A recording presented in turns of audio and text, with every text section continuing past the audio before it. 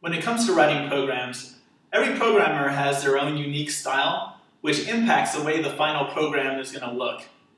Now, although there are no strict guidelines for the way code should be written, that's no excuse for putting together a poorly written program that's going to be hard to understand. And when a program is hard to understand, not only does that increase cost, but it also ends up increasing prices for customers.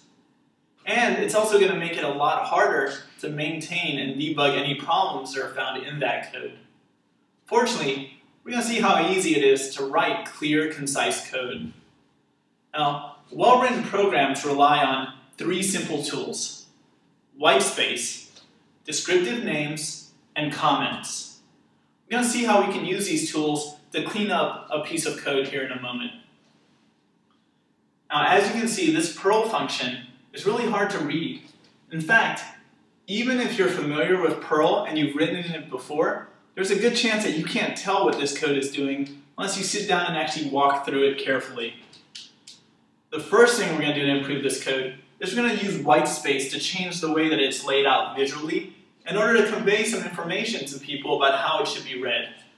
Much in the same way that an author groups together sentences that are related to each other, we can use whitespace, which are basically empty lines or empty spaces within a line, to group together related lines of code.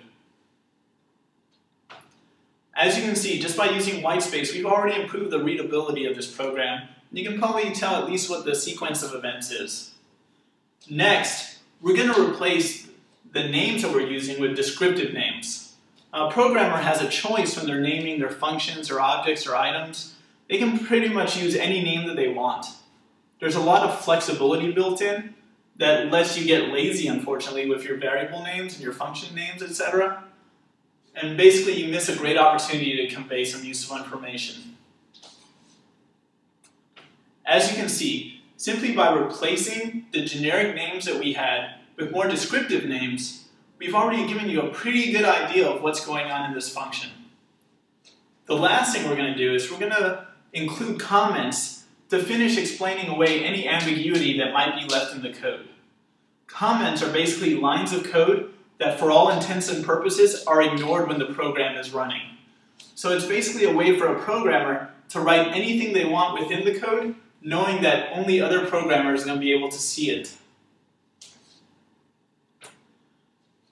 By adding comments into this block of code, we've now explained exactly what each line of code does at a very high level. This should complete the understanding for this small function. Now granted, this is a small piece of code, but I assure you that it's really easy to use these three tools on much longer programs. So remember, the next time you have to write a program, don't forget to use whitespace, descriptive names, and comments. Are there any questions?